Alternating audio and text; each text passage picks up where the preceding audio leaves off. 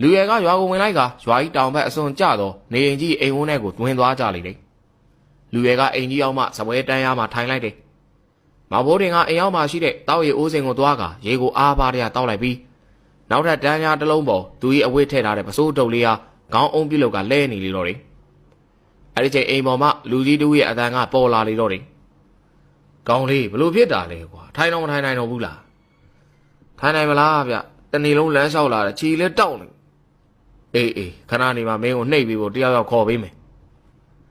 လူကြီးရုပ်ကမပေါ်ပြီမဲ့အဲ့လူကြီးရဲ့အတန်ကိုမောင်ဘိုးတွေရေးနေတယ်လို့စိတ်ထဲမှာထင်နေမိတယ်မကြလာတော့ချိန်တွင်အိမ်ကြီးလေကားမှလူကြီးတယောက်ဆင်းလာလေတယ်အဲ့လူကြီးကတန်းရမှအိတ်နေတဲ့မောင်ဘိုးတွေနားကိုသွားလိုက်က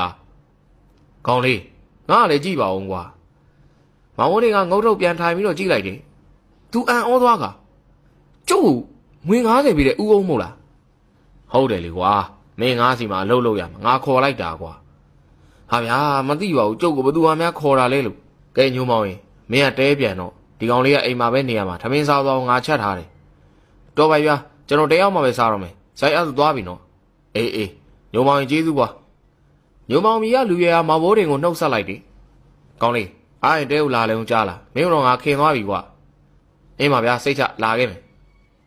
တနေ့မြတွေ့ရပေမဲ့ပွင့်လင်းရှိလာတော့မောင်ဘိုးတင်ကိုညိုမောင်ကသဘောကျနေခြင်းဖြစ်လေတယ်